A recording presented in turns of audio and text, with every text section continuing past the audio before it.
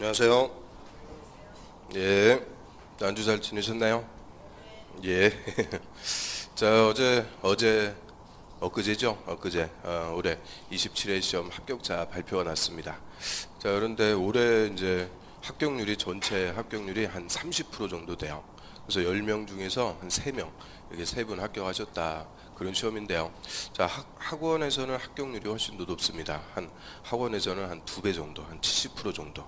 그러니까 끝까지 이렇게 계셨던 분들은 거의 다 시험에 합격하실 수 있는 그런 시험이었고요. 그리고 올해 이제 시험은 조금 어떻게 보면은 올해 27회 공부하신 분들은 복 받은 게 부동산 학개론에서 두 문제가 모두 정답 처리가 됐죠. 모두 정답 처리가 되었고 그 두 문제면은 5점이죠. 그거 가지고 합격 여부가 좌우가 될 정도로 아주 큰 점수입니다. 그래서 저 두 문제 모두 정답 처리되는 바람에 이게 한 30% 정도 아주 많이 합격들 하셨어요. 그래서 올해 이제 합격자가 한 2만 명 좀 더 났는데요. 자, 이게 15회 이후에 가장 많이 합격자가 배출이 됐어요. 그래서 오늘 하여튼 이번 올해 합격하신 분들은 참 이 어려운 걸 해내셨으니까 축하 말씀드리고요. 자, 그리고 우리도 이제 내년도 이맘때쯤에 다들 합격하셔가지고 즐거움을 누릴 수 있게끔 내년 시험에서도 한 2개 정도는 모두 정답 나왔으면 좋겠어요. 자, 예. 자, 그랬으면 바람인데 하여튼 그렇게 될 수 있게끔 열심히 공부하고요. 자, 우리 오늘은 이제 공법 4주차 수업입니다. 그래서 오늘도 자, 일단 일일학습 문제 저거부터 풀어보고요. 그 다음에 오늘 이제 국토법, 자, 우리가 3주 지금 4주째 하고 있는데 오늘 국토법 싹 끝내고 그 다음에 두 번째 도시개발법 들어가도록 하겠습니다. 자, 오늘 1번 문제부터 하나씩 맞춰볼게요. 자, 1번에 저번 주에 이제 우리 도시군관리계획 내용에서 용도 구역부터 다 정리를 했어요. 그래서 1번 보면은 시도지사는 자, 도시지역과 주변 지역의 무질서한 시가화. 자, 시가화라는 것은 개발이라고 그랬죠. 시가지로 개발. 그럼 무질서한 시가화를 잇고 난개발이라고 그래요. 난개발을 유보하고 계획적, 단계적 개발을 도모하기 위해서 자, 5년 이상 20년 이내 기간을 정해서 자, 용도구역 중에서 시가화 조정구역. 자, 시가화 조정구역의 지정이나 변경을 도시군관리계획으로 결정할 수 있다. 다만 자, 국가계획과 연계해서 지정이 필요할 때는 국토부 장관이 직접 결정할 수가 있죠. 그래서 일단 시가화 조정구역은 지정권자부터 확실하게 봐야죠. 자, 원칙적으로는 시도지사가 지정해요. 시도지사. 예외적으로 국토부 장관도 지정할 수가 있고요. 자, 목적은 뭐래요? 무질서하게 시가지로 난개발되는 것을 일정한 기간 유보, 묶어두겠다. 한시적으로 지정하는 개념이죠. 그 다음 2번으로 합니다. 자, 기반시설 중에서 도시군관리계획으로 결정된 시설. 그럼 우리 기반시설 하면은 많이 있죠. 도로, 철도, 상하수도, 학교, 공원 등등등 여러 가지의 기반시설이 있는데요. 자, 이 중에서 하나를 설치하기로 도시군관리계획 딱 결정하게 되면 그때부터는 도시군계획시설이라고 불러요. 도시군계획시설. 그래서 도시군계획시설 이거 직접 써보려고 그러면은 만만치 않죠. 그래서 이 공법이 용어들이 만만치가 않으니까 자꾸 써보는 연습하셔야 돼요. 그래야 자익게 되는 거고요. 그 다음에 도시군계획시설을 설치하는 사업을 무슨 사업이라고 그래요? 도시군계획시설 사업. 그래서 저번 주에 제가 숙제 내드린 것 같은데요. 주변에 그 공사하는 구간이 있으면은 가가지고 도시군계획시설 사업을 참 열심히 하고 계시네요. 한번 말씀해 보셨어요? 까먹었죠? 예. 아무튼 자, 그런 이제 어려운 말들을 자꾸 써봐야 돼요. 그럼 3번에 자, 원칙적으로 도시군계획 시설사업 누가 시행해요? 원칙적으로는 도시군, 특광시군, 관할구역이니까 특별시장, 광역시장, 시장 또는 군수. 그래서 가로에 들어갈 것 순서대로 특별시장, 광역시장, 시장 또는 군수. 자, 앞글자 그대로 읽으면은 특광시장 군수입니다. 이 특광시장 군수가 관할구역의 시설사업을 원칙적으로 시행을 해요. 그런데 필요하면 누구도 할 수 있어요. 자, 우리 국책사업, 국가가 하는 사업일 때는 국토부 장관, 광역사업, 도지사가 할 때는 도지사가 직접 시행할 수도 있고요. 그러면 특광시장군수가 원칙, 국토부 장관, 도지사 예외. 자, 여자들 묶어가지고 행정청이라고 그래요. 그러면 시설사업은 행정청만 시행할 수 있다. 들리죠? 비행정청도 다 지정받아갖고 사업할 수가 있고요. 자, 그럼 4번. 자, 시행자는 시설 사업에 관한 실시 계획을 작성해야 된다.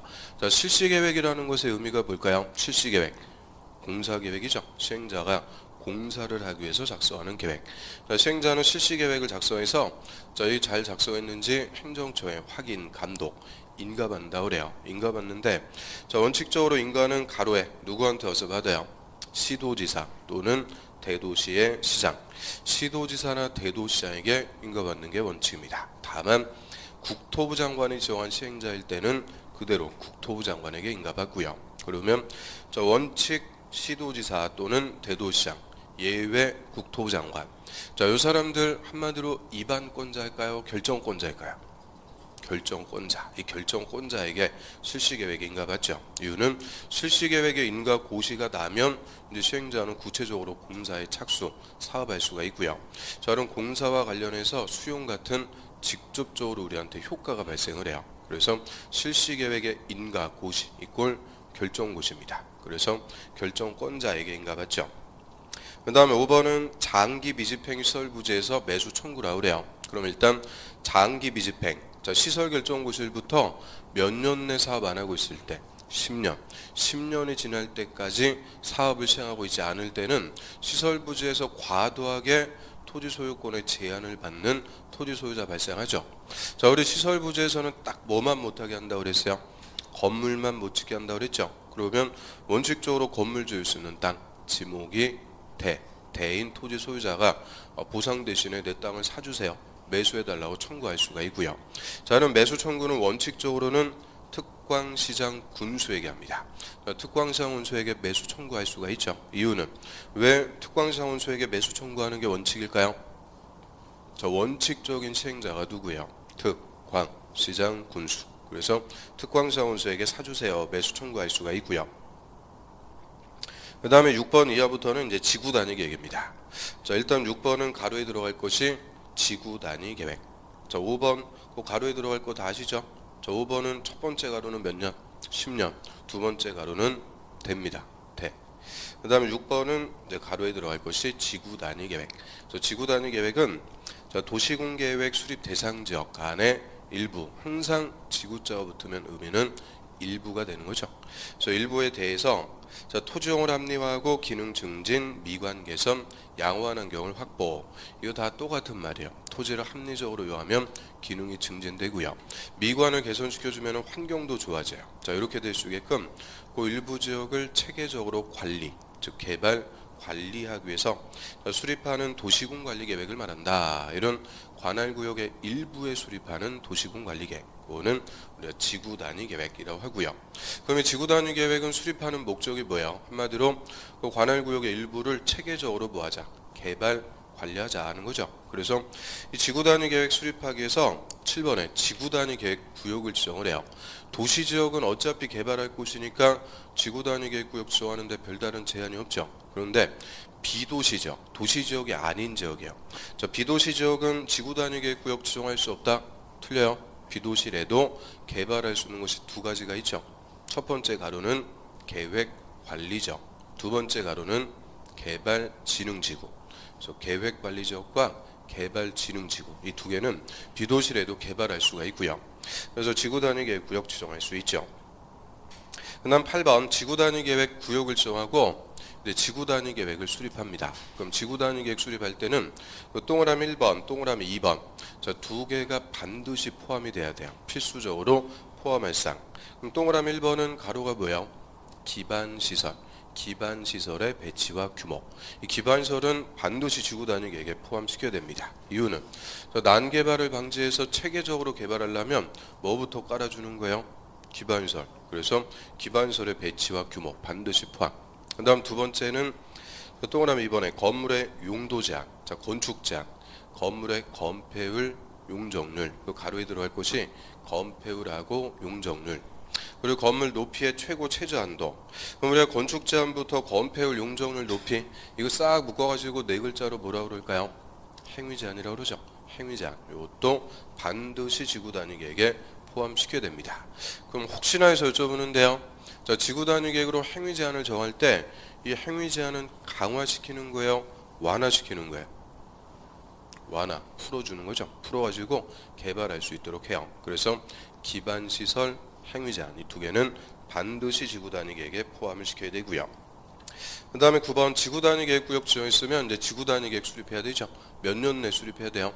3년. 3년 내 지구단위 계획이 결정 고치되지 않으면 그 3년이 되는 날이 아니고 다음 날로 지구단위 계획 구역 지정은 효력을 잃습니다. 실효가 된다. 그래서 지구단위 계획 구역 지정이 있으면 3년 내 지구단위 계획 수립. 자, 여기까지 저번 주 내용들 쭉 우리가 복습을 해봤고요. 자, 오늘은 이제 국토법에서 마지막 제도. 자, 우리 입문서 377페이지로 합니다.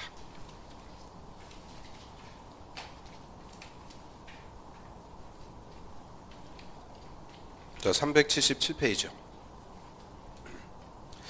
국토법에 이제 남은 제도 개발행위 허가. 자, 요거 하면은 국토법이 다 끝나요.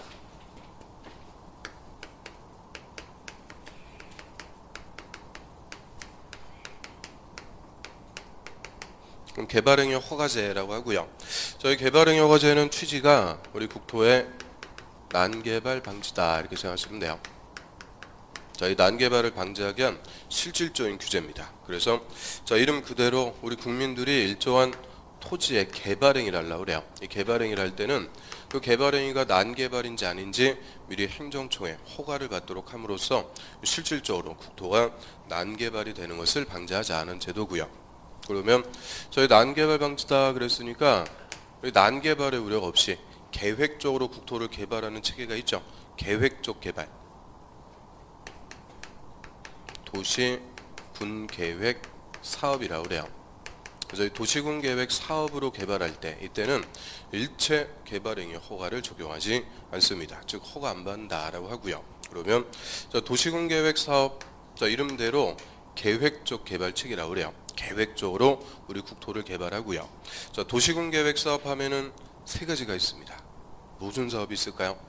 도시군 계획 사업.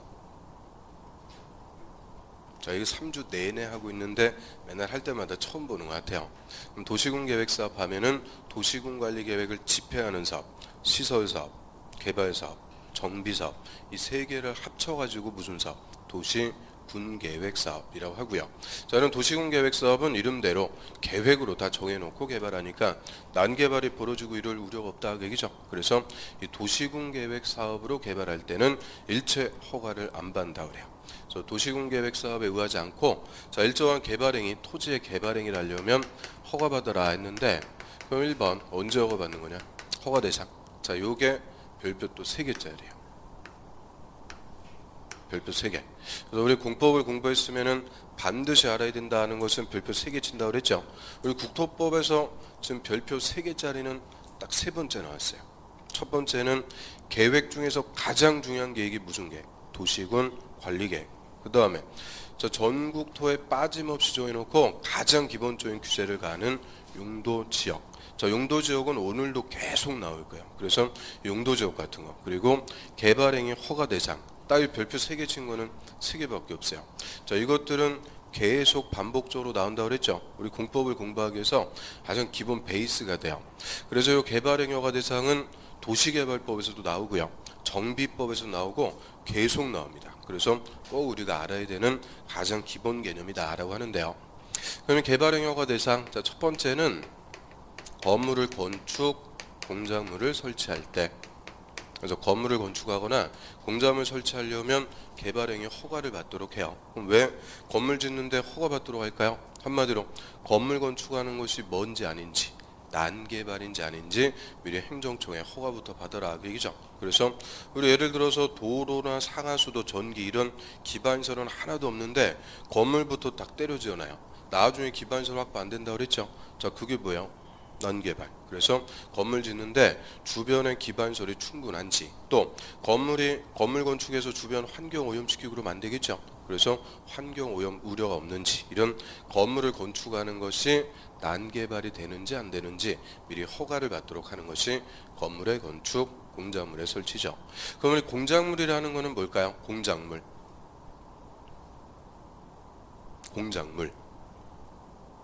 이게 그러니까 공법을 공부하는 게 아니고 국어를 공부하는 것 같아요, 항상.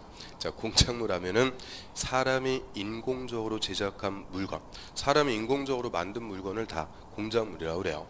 그럼 우리 공작물 뭐 떠올려보면 될까요? 담장 같은 거 있죠? 담장, 옹벽 또는 굴뚝, 뭐 각종의 탑들, 비닐하우스 이런 것들이 다 뭐가 되는 거냐? 공작물. 그래서 건물을 건축하거나 공작물 설치하려면 미리 개발행위 허가를 받아야 돼요. 그 다음 이제 두 번째. 자, 두 번째는 토지의 형질 변경한다고 그래요. 형질 변경. 자, 형질 변경 이렇게 써놨는데요. 형질 변경하면은 두 가지를 합친 개념이에요. 토지의 형상을 변경하는 것과 토지의 성질을 변경하는 것. 그래서 이 두 개를 합친 개념이고요. 자, 형상 변경할 때 형, 성질 변경할 때 질 따가지고 형질 변경한다 이렇게 표현을 해요. 그럼 일단 형상을 바꾼다라고 하는데, 자, 우리 형상이라는 말은 쉽게 얘기하면 뭐예요? 형상, 모습이죠, 모양. 토지의 모습을 바꾸는 것을 형상 변경이라고 하고요. 자, 그럼 형상 변경 행위가 네 가지가 있어요. 절토, 성토, 정지, 포장. 자, 이런 행위들을 묶어가지고 우리가 형상 변경이라고 하고요. 그럼 절토 또는 성토, 자, 이런 말 혹시 들어보셨어요? 절토나 성토. 그냥 태어나서 처음 들어보는 말들이죠. 그래서 절토, 여기서 절자는 끊을 절자 씁니다. 끊을 절. 그래서 산 중턱을 잘라내는 거 있죠. 그거를 절단낸다 그래서 절토한다 그래. 절토. 그러면 성토라는 거는 뭐겠어요? 이룰성자 써가지고 토지를 만드는 것을 성토한다라고 하죠. 그래서 이 절토나 성토가 우리 이제 건물 짓기 위해서 대지 조성할 때 가장 기본 개념이에요. 자, 예를 들어가지고, 자, 이렇게 경사가 진 땅이 있습니다. 자, 이 경사진 토지 그대로 건물을 지을 수도 있는데, 이러면 좀 합리적이 떨어지니까, 자, 이런 이제 경사진 대지를 반듯하게 대지로 조성을 해요. 그러면, 자, 이렇게 위로 올라온 부분, 산 중턱 같은 거, 포크레인 가지고 싹 흙을 파내요. 싹 파내가지고 여기 잘라내서 대지로 만듭니다. 평지로 조성. 그럼 요거는 산 중턱을 잘라냈다. 자, 토지를 절단했다. 그래서 뭐 한다고 그러는 거냐? 절토한다 그래요. 절토. 그리고 절토하면서 파낸 흙을 여기다 갖다 쏟아부어갖고 이거 메꾸는 거죠. 메꿔가지고 새 땅을 만듭니다. 이 새 땅을 만드니까 이거를 성토한다 그러죠. 그래서 자, 이런 절토나 성토를 통해서 경사지 같은 것들을 평평한 평지로 바꿀 수가 있어요. 그 다음에 또 정지라는 게 있습니다. 정지. 정지라는 거는 뭘까요? 정지. 정지, 스톱. 그 정지가 아니죠. 정지는 다지는 것을 정지한다 그래요. 우리 이제 집안이 울퉁불퉁해가지고 평평하게 다지는 것을 정지공사한다라고 하는데요. 자, 이 정지하는 것은 주로 어디서 많이 볼 수 있겠어요? 도로 설치하는 공사구간 보면은 큰 롤러 가지고 왔다 갔다 하면서 평평하게 다지게 되죠. 그거를 좀 유식하게 무슨 공사하는 거다? 정지공사. 정지해가지고 거기다 아스팔트 포장합니다. 그래서 절토, 성토, 정지, 포장. 자, 이런 행위들이 있게 되면은 원래 토지 모습이 바뀌어버린다 그죠. 그래서 싹 묶어가지고 형상 변경이라고 표현하고요. 그 다음에 이제 두 번째 성질 바꾼다 그래요. 토지의 성질 바꾸는 것에 대표적인 것이 공유수면 매립입니다. 공유수면 매립. 그럼 우리가 매립한다라고 하는데 쉽게 얘기하면 간척사업 하는 거 생각하시면 돼요. 간척사업. 그래서 뭐 예를 들어가지고 이쪽이 바다, 자, 이쪽이 육지. 그 육지 쪽으로 쏙 들어온 이제 바다 부분이 있어요. 자, 여기다 방파제 설치하고 막아버려요. 바닷물 싹 퍼내가지고 메꿔가지고 새 땅을 만듭니다. 자, 이거 일반적으로는 간척 사업 한다 그러죠. 그런데 자, 이걸 법에서는 매립한다 그래요. 매립. 그러면 이 공유수면 매립, 즉 바다를 메꾸는 것이 성질을 바꾸는 거다라고 하는데요. 왜 성질을 바꾼다 이렇게 표현할까요? 자, 우리 바다 밑에도 땅이 있죠. 바다 밑에 있는 땅은 우리 사람들이 이용할 수 있어요, 없어요? 없죠. 이용할 수 없는 성질인데 이걸 매립을 통해서 농토로 바꿨다. 농사 지을 수 있죠. 택지로 바꾸면 건물 지을 수 있고 인간이 이용할 수 있는 성질로 바꾼다. 그래서 성질 변경 이렇게 표현하고요. 그래서 자, 형상 변경할 때 형, 성질 변경할 때 질 따가지고 형질 변경 이렇게 표현을 해요. 그러면 형질 변경 이렇게 줄 수도 있는데 일반적으로는 풀어갖고 줘요. 풀어갖고. 자, 예를 들어서 공유수면 매립 행위는 개발행위 허가 대상이다. 맞아요? 틀려요? 맞죠? 공유수면 매립이 뭐에 하나다? 형질 변경의 하나이기 때문에 허가를 받아야 할 수가 있죠. 그래서 형질 변경 이제 풀어가지고 각각의 의미들 쭉 말씀을 드렸고요. 그 다음에 세 번째는 이제 토속 채취한다 그래요. 토속 채취. 자, 이름대로 흙, 돌, 자갈, 바위, 모래. 자, 이런 토속 채취하는 것도 다 허가받으라 했는데 우리 찔끔찔끔 토속 채취하고 그러는 거 아니고요. 공사 현장에다 쓰기 위해서 산 하나를 깎아내는 거예요. 그러면 이 무분별하게 토속 채취해 버리면은 멀쩡하게 있던 앞산이 막 없어지고 그래요. 그래서 당연히 난개발이 될 수 있으니까 이 토속 채취하는 거 이것도 다 허가 받아야 할 수가 있고요.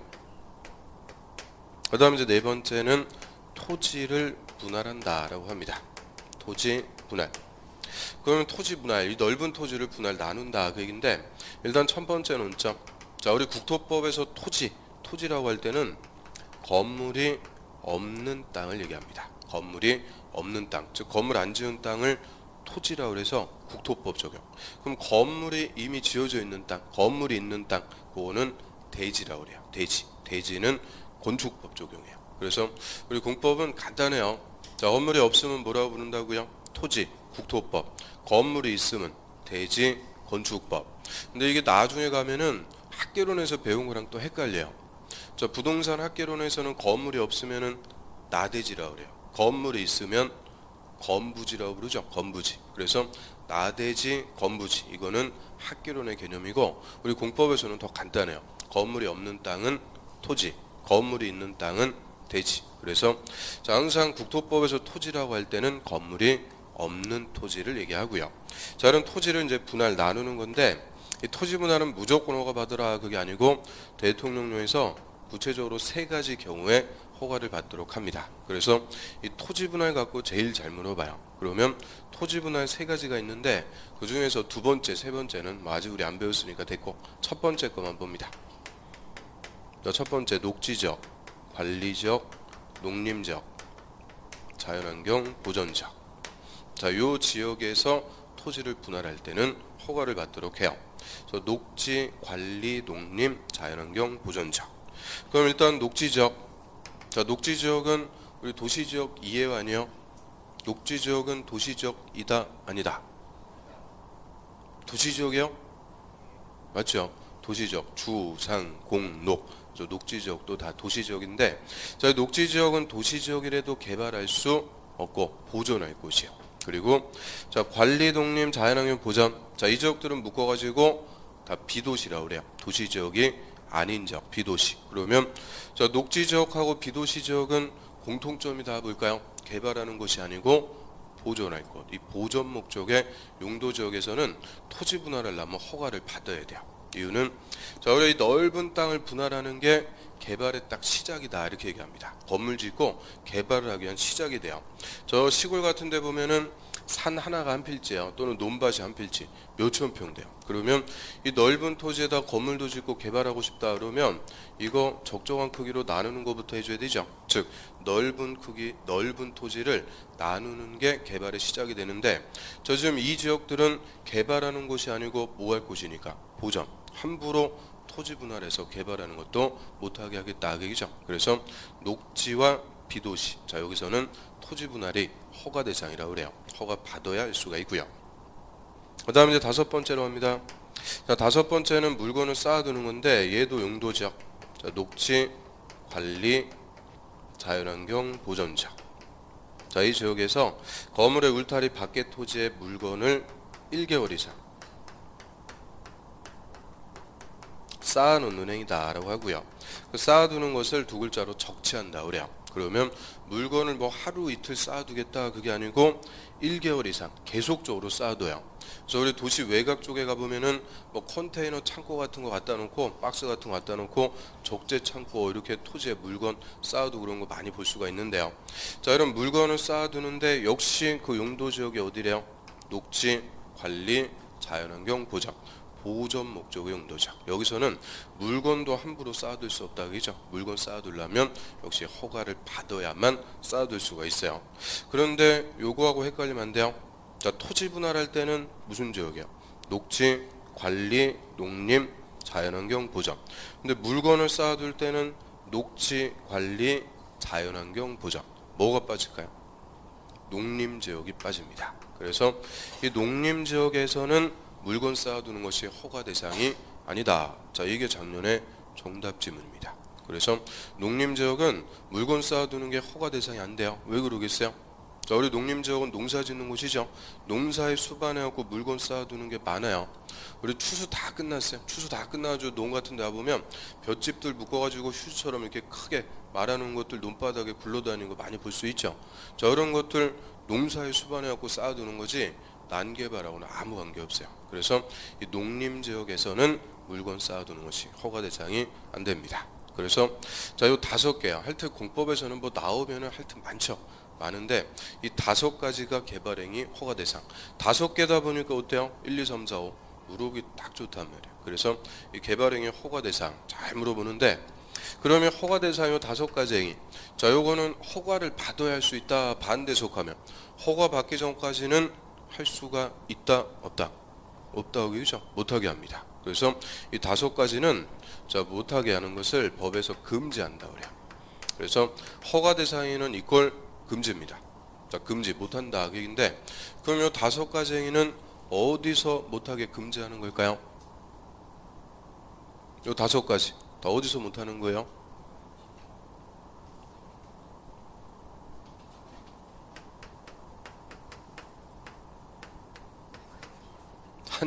한국 어딘지 아시죠? 그래서 한국에서 다 금지해요. 즉 우리나라에서 누구라도 이 5가지는 다 금지라는 거예요. 못한다. 하려면은 뭘 받아야 된다? 허가를 받아야 되는 전국토의 일반 규제라고 합니다. 그래서 지금 우리가 배우고 있는 법률, 지금 4주째 배우고 있는 법률이 무슨 법이에요? 법의 제목이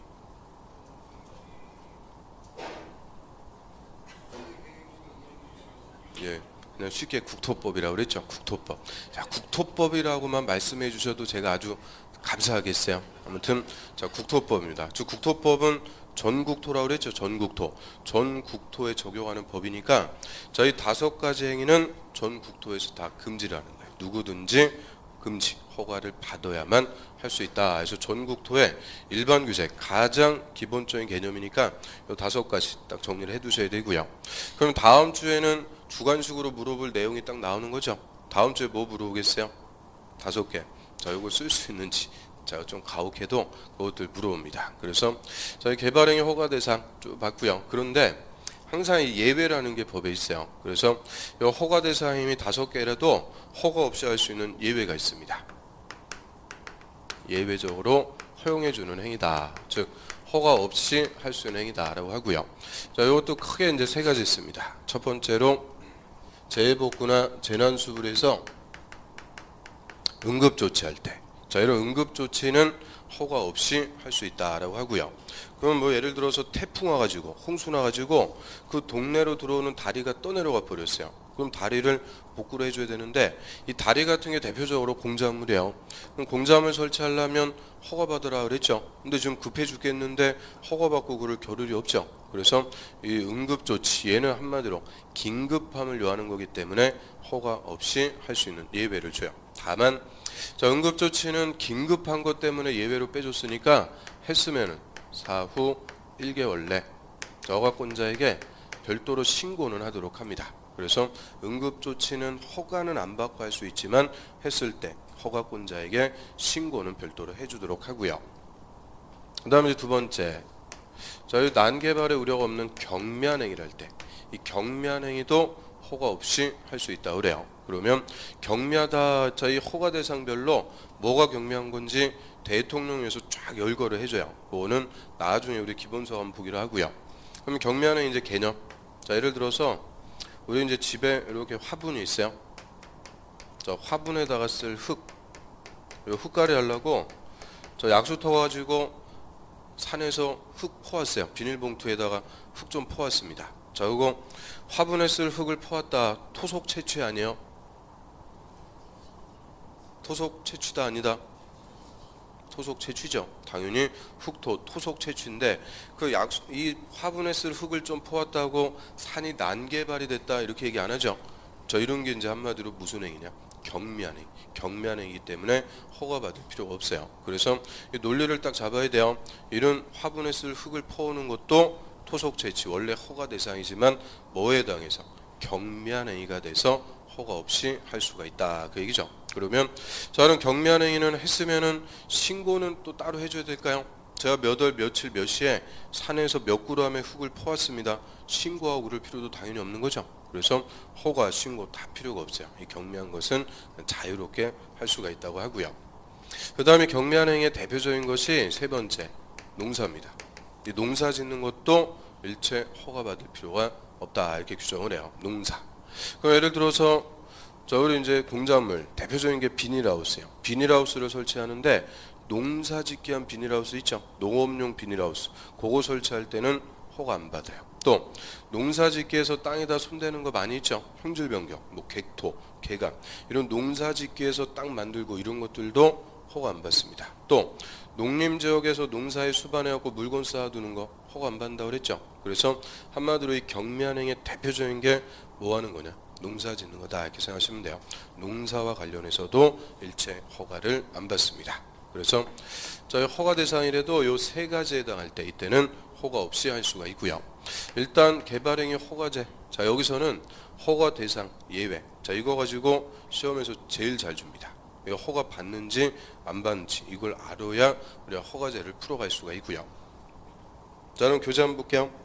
377페이지. 자 개발행위 허가제에서 허가 대상. 자 거기다가 별표 쓰겠습니다. 개발행위 허가 대상 가장 중요한 개념이고요. 그럼 다음에 해당하는 행위 즉 개발행위 하려는 자는 자 특광시장 군수의 허가 그렇게 읽어도 되죠. 특광시장 군수 허가 점인줄 허가 받아야 된다. 딱 끊고요. 그럼 개발행위 허가제에서는 제일 중요한 사람이 당연히 누구겠어요? 허가권자입니다. 그래서 허가 지금 누구한테 와서 받는다고요? 특광시장 군수. 특광시장 군수의 허가를 받습니다. 그런데 다만 자 도시군 계획 사업 매출 도시군 계획 사업에 의할 때는 그러하지 않다. 즉 허가 안 받는다 그죠? 그럼 도시군 계획 사업이 무슨 사업이 있다고 그랬어요?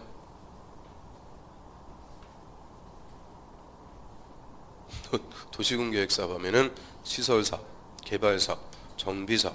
그럼 도시 개발 사업으로 건물 건축할 때는 개발행위 허가 받을까 안 받을까요? 안 받는다 그죠? 도시군 계획 사업으로 개발행위를 할 때는 일체 허가를 안 받습니다. 도시군 계획 사업은 제외가 되고요. 한 페이지 넘겨보세요. 그 허가 대상을 한 페이지 뒤에 써놔가지고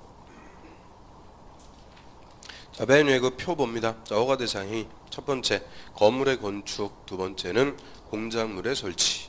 자, 공작물이라는 것은 옆에 나오죠. 인공을 가해서 제작한 시설물. 그래서 공작물의 설치 이렇게 주는 게 아니고 풀어갖고 줘요. 인공을 가해서 제작한 시설물을 설치하려면 허가 받아야 된다. 맞죠? 공작물의 설치. 그 다음에 세 번째는 토지의 형질 변경입니다. 자, 형질 변경이라고 할 때는 일단 절토, 성토, 정지, 포장. 자, 이 네 개를 묶어가지고 형상 변경. 토지의 모습을 바꾼다. 그래서 형상 변경. 그 다음에 공유수면 매립행위라는 게 있죠. 공유수면 매립. 자, 이거는 성질 변경. 자, 형상 변경할 때 형, 성질 변경할 때 질. 따고 형질 변경 이렇게 표현하고요. 근데 가로에 보면은 경작을 위한 형질 변경은 제외. 허가 안 받는다 그죠? 그럼 경작 다른 말로 뭐예요? 농사. 이 농사는 일체 허가를 안 받습니다. 그 다음 네 번째는 토속 채취. 흙, 모래, 자갈, 바위 이런 토속을 채취하는 것도 허가 대상. 다섯 번째가 토지의 분할인데요. 토지의 분할. 자, 여기서 토지라고 할 때는 건물이 없는 땅이라고 그랬죠. 그래서 그 다음에 해당하는 토지 분할 가로에 보면은 건축법에 따른 건물이 있는 대지는 제외. 거기다 그랬죠. 건물이 있는 땅은 대지. 건축법을 적용하기 때문에 우리 국토법에서 토지라고 할 때는 건물이 없는 토지를 얘기하고요. 자, 그럼 토지 분할하는 게 구체적으로는 동그라미 1, 2, 3 세 가지 경우에 허가받아요. 자, 그 중에서 동그라미 1번 자, 녹지, 관리, 농림, 자연환경, 보전지역. 쫙 밑줄. 녹지와 비도시 지역입니다. 녹지나 비도시 즉 보전 목적의 용도지역. 여기서는 토지 분할이 허가 대상이 되고요. 나머지 동그라미 2번하고 동그라미 3번은 차차 우리가 이제 배워가고요. 그 다음 그 밑에 자, 물건 쌓아놓는 행위인데, 자, 이것도 용도죠. 녹지, 관리, 자연환경, 보전지역. 자, 밑줄. 그 여기서는 무슨 지역은 빠진다고요? 농림 X, 농림 지역은 빠져요. 그래서 녹지관리 자연환경 보전지역에서 건물의 울타리 안에 위치하지 않는 토지에 물건을 1개월, 1월 동그라미 1개월 이상 쌓아놓는 행위, 쌓아놓는 것을 적치한다 그래요. 그래서 물건을 쌓아두는 것도 다 허가를 받아야 된다. 다시 앞 페이지로 갑니다. 377페이지 맨 밑에 보세요. 네, 허가의 예외. 자, 허가 없이 할 수 있다. 그래서 동그라미 1번. 재해복구나 재난수불이한 응급조치. 자, 얘는 긴급하니까 허가 없이 할 수 있다. 그런데 했으면은 신고는 하라고 그랬죠. 1개월 내 특광시장 군수. 즉, 허가권자에게 신고는 따로 해줘야 돼요. 그 다음에 동그라미 2번은 필요 없어요. 동그라미 3번. 그 밖에 대통령령이 정하는 경면행위. 자, 경면행위는 난개발의 우려가 없으니까 허가 없이 할 수가 있고요. 그리고 이 경면행위의 대표가 되는 것이 무슨 행위다? 농사 짓는 것, 농사. 그런 것들 허가 없이 할 수가 있죠. 그러면 자, 일단 허가 대상하고 예외 우리가 쭉 봤고요. 자, 이 예외적 허용 범주. 자, 요 세 가지가 아니면은 요 5가지 행위는 허가를 받아야 할 수가 있어요. 그래서 세 번째 허가 받는 절차입니다.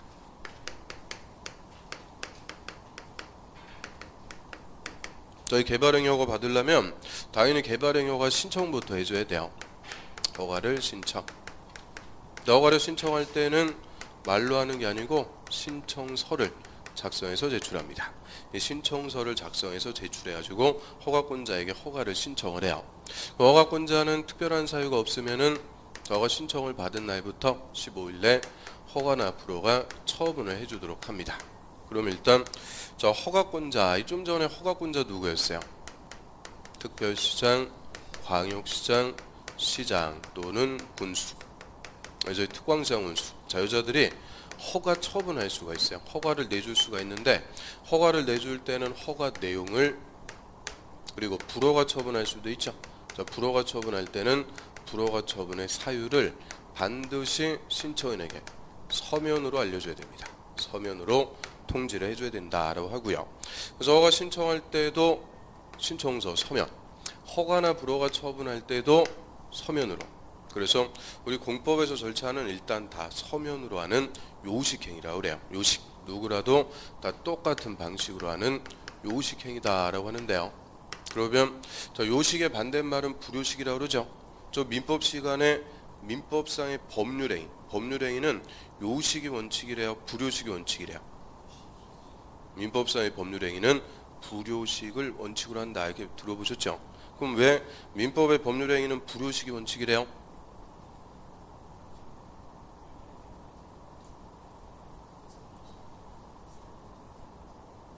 예, 우리가 항상 결론만 알고 있는 거죠. 결론만. 그래서 민법상 법률행위는 불요식이 원칙인데 대원칙 민법은 사적 자치라고 그러죠. 사적 자치이기 때문에 누구를 상대방으로 해서 어떤 내용에 대해서 어떤 방식으로 법률 관계를 형성할지 다 자유입니다. 즉 방식을 강제할 수가 없다고 그래요. 그래서 민법은 사적 자치이기 때문에 불요식을 원칙으로 해요. 방식을 강제하는 거 아니죠. 그런데 우리 공법은 사적 자치가 원칙이 아니죠. 우리 공법은 공익을 위해서 다 뭐 한다고 그랬어요? 규제를 가는 거죠. 그래서 개발행위 못하겠다 규제해 놓고 요 개발행위를 하려면은 똑같은 방식과 절차에 따라서 허가를 받아야 돼요. 그래서 우리 공법은 항상 엄격하기 때문에 다 요식행위라고 그래요. 절대 불요식이 아닙니다. 그럼 예를 들어서요. 재작년에 기출지문인데 불허가 처분할 때는 사유를 신청인에게 구두로 알려준다. 구두로 하는 게 말이죠. 구두로 알려준다 이러면 틀리는 거예요. 무조건 뭘로 한다고요? 서면.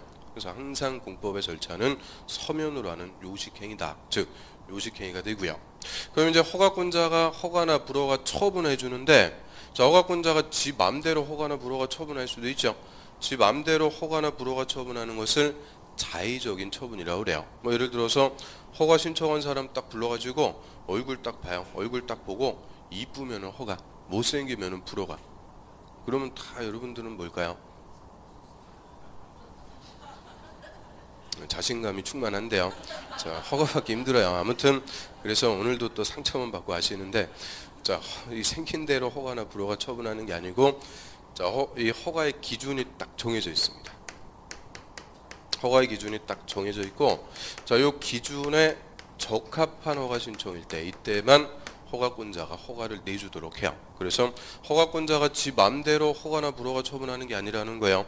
요 기준을 미리 정해놓고 우리한테 다 알려주는 거죠. 요거에 맞게 허가 신청하면 허가 내줍니다. 다 알려주는 거예요. 그래서 요 기준에 적합할 때 이때는 허가권자가 허가를 내줍니다. 그러면 당연히 허가의 절차에서는 요 기준, 자, 요게 핵심이 되는 거죠.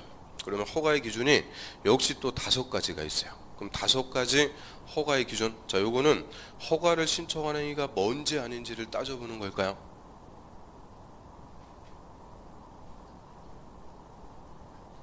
예, 그러니까 적합한지 아닌지를 따져보는 건데, 뭐에 적합한지 아닌지를 따져보는 걸까요? 자, 우리 국토법에서 개발행위 허가의 취지는 뭐라 그랬어요? 난개발 방지죠. 난개발을 방지하기 위해서 허가받으라 그랬으니까, 자, 여기서 허가의 기준은 난개발인지 여부를 심사한다 이렇게 생각하시면 돼요.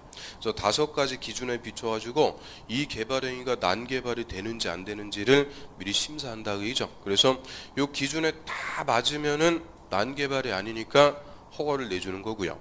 이 기준에 하나라도 부적합하면 난개발이 되니까 허가 안 내준다 그 얘기죠. 그래서 이 기준은 난개발의 여부를 따진다 그래요.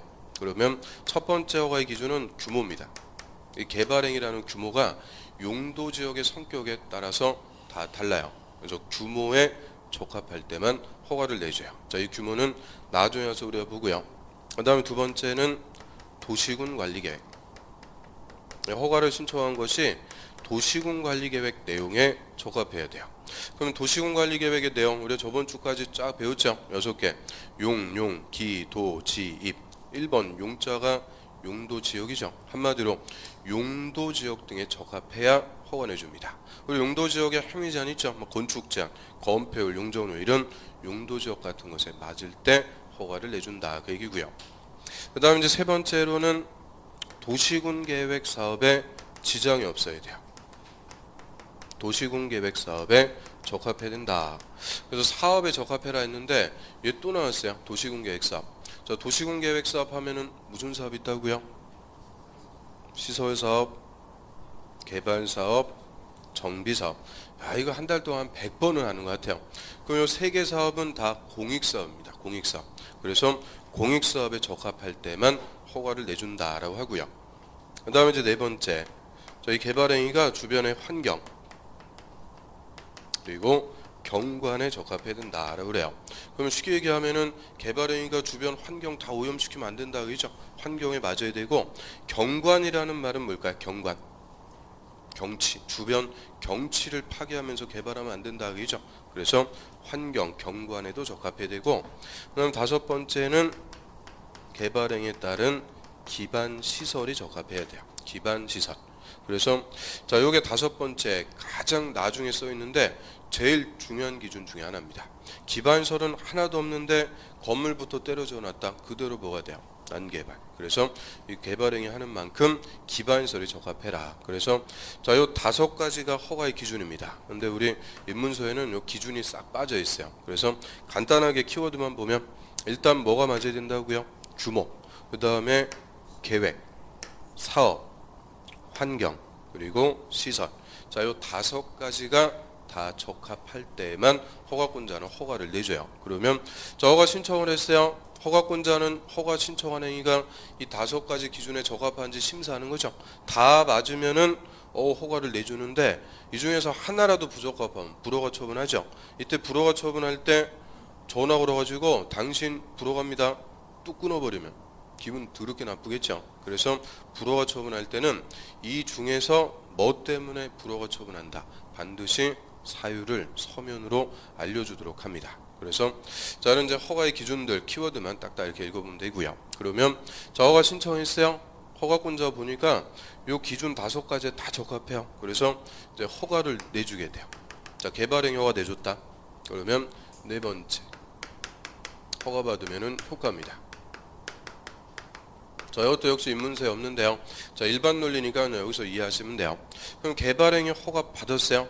제일 큰 효과는 뭘까요? 자, 개발행위 허가는 뭐 하려고 받은 걸까요? 자, 이름대로 개발행위를 하기 위해서 미리 허가부터 받은 거죠. 그래서 이 개발행위 허가 받았다는 것은 난개발이 아니다 인정받았으니까 이제 적법하게 허가를 받으면 저 5가지의 개발행위를 할 수가 있게 됩니다. 자, 이게 가장 큰 효과입니다. 그래서 말장난같이 보이지만 저 5가지 개발행위는 허가받기 전까지는 금지 못한다고 그랬죠. 허가를 받아야 금지가 해제, 적법하게 개발행위를 할 수가 있고요. 그러면 반대로 해석해요. 자, 허가 안 받고 무허가로 개발행위를 했어요. 자, 무허가로 개발행위를 했다. 이거 한마디로 국토법 위반입니다. 자, 항상 이 공법이라는 것은 공익을 위해서 규제하죠. 규제 위반이 있게 되면 뭐 할까요? 처벌해버립니다. 그래서 허가를 안 받고 무허가로 개발행위를 한 자는 처벌해버린다 그래요. 처벌. 3년 이하의 징역 또는 3천만 원 이하의 벌금. 자, 3년 이하의 징역 또는 3천만 원 이하의 벌금. 자, 이걸 우리가 줄여가지고 3년 3천 이렇게 간단하게 불러요. 3년 3천 처벌해버립니다. 그러면 저 허가를 받아야 적법하게 개발행위 할 수 있다고 얘기죠. 그래서 항상 공법이라는 게 이래요. 공익을 위해서 딱 규제를 하고 이 규제를 국민들이 위반했을 때 어겼을 때는 뭐 해버린다. 처벌해버림으로써 강제시키게 되죠. 그래서 우리 공법은 무조건 강행법이고요. 좀 엄격합니다. 그래서 앞에서 떠드는 저도 상당히 엄격하죠. 딱 보면 엄격한 것 같아요. 아무튼 그래서 위반이 있으면 저 무허가로 개발했을 때는 처벌해버린다. 아주 강합니다. 그 다음에 두 번째 이제 허가받아갖고 적법하게 개발을 했어요. 개발을 했다. 다 끝났습니다. 그러면 허가 받은 대로 개발했는지 검사 받아야 돼요. 자, 허가는 이렇게 하겠습니다. 받아놓고 실제 다른 개발하면 안 되겠죠. 그래서 허가를 받은 대로 개발행위를 했는지 개발이 끝나면은 허가권자에게 그대로 준공검사까지 다 받도록 하죠. 그래서 교재 한번 보고 확인 좀 해보죠. 378페이지. 자, 개발행위 허가의 절차. 허가 절차에서는 그 첫 번째 허가 신청서 제출. 그래서 말로 허가 신청하는 게 아니고 서면으로 신청서를 제출하고요. 그 밑으로 와보세요. 처분 기간. 맨 밑에. 자, 특광시장 군수 즉 허가권자는 개발행위 허가 신청에 대해서 특별한 사유가 없으면 며칠 내 15일 동안하면 15일 내 허가나 불허가 처분을 해줘야 되고요. 자, 허가나 불허가 처분할 때는 말로 하는 거 아니라고 그랬어요. 서면으로 무조건 서면으로 하는 요식행위입니다. 그 다음에 이제 옆 페이지로 합니다. 자, 맨 밑에 준공검사 써놨어요. 그러면 자, 허가 신청했을 때 요 기준 5가지 다 적합하면은 허가권자가 허가 내준다고 그랬죠. 자, 허가 받으면 일단 제일 큰 효과는 적법하게 이제 뭐 할 수 있게 된다. 개발을 할 수가 있게 되고요. 그럼 이제 개발행위 허가 받아갖고 개발을 끝냈어요. 그럼 이제 검사 받습니다. 379페이지 맨 밑에 보시면 준공검사. 우리 입문서에는 그 준공검사 써놨으니까 그것만 보죠. 그럼 건물의 건축, 공자물의 설치. 동그라미 1번 번호맥입니다. 건물의 건축, 공자물의 설치. 동그라미 1. 그 다음 토지의 형질 변경 동그라미 2. 토속 채취 동그라미 3.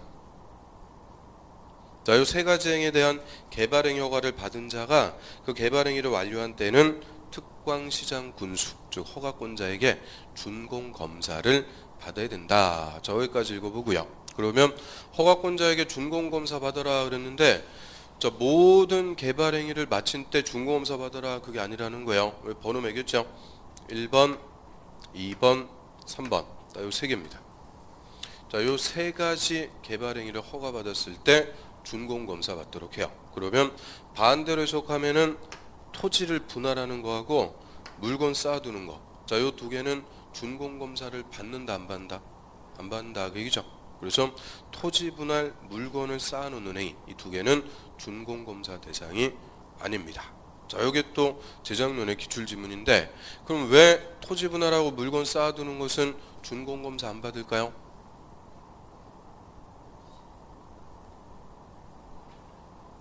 자, 이게 이제 이름에서 나오죠. 준공검사. 공사를 잘 끝냈는지 검사받는 거라고 그랬죠. 근데 토지를 분할해요. 우리 토지 분할하는데 막 인위적으로 땅을 막 갈라요. 그럼 공사하는 거 아니죠. 그냥 장부상으로 분할하면 끝나요. 공사가 없어요. 또 물건 쌓아두는 것도 땅에다 물건 쌓아두는 거지 공사라는 게 없죠. 그러니까 준공검사라는 것도 받을 수가 있다 없다? 없다. 그래서 토지 분할하고 물건을 쌓아놓는 것은 공사가 없기 때문에 준공검사도 없습니다. 그래서 개념적으로만 딱 이해해 두시면은 이 준공검사 대상 따져볼 수 있고요. 그래서 자, 허가받아고 개발 끝냈어요. 준공검사 받는 것은 뭐만이라고요? 1번 건물의 건축, 공작물의 설치. 2번은 형질 변경. 3번 토속 재치. 요 딱 3개. 요 3개만 준공검사 대상.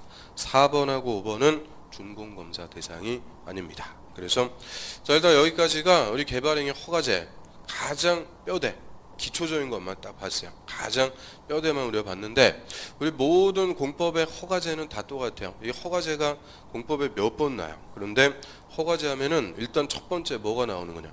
허가 대상. 언제 허가받는지 그게 나오죠. 그런데 허가 대상이라도 항상 예외가 있어요. 예외. 그러면 이 예외가 아니라면은 허가 대상은 이 절차에 따라 허가를 받아야 된다 그죠? 그럼 절차에 따라서 허가를 받으면은 무슨 효과가 있는 거냐? 효과. 허가 대상, 예외, 절차, 효과. 항상 공법의 허가제는 이 4가지의 체계로 딱 구성이 된다라고 생각하시면 되고요. 그럼 이 중에서도 제일 중요한 거는 당연히 뭐겠어요? 허가 대상. 허가 대상을 알아야 예외도 볼 수 있고 절차, 효과 다 우리가 따져볼 수 있는 거예요. 그래서 일단 개발행위 허가제에서는 허가 대상 저 5가지 저를 확실하게 잡아야 돼요. 그리고 좀 이따 개발법 할 때도 저게 나오고요.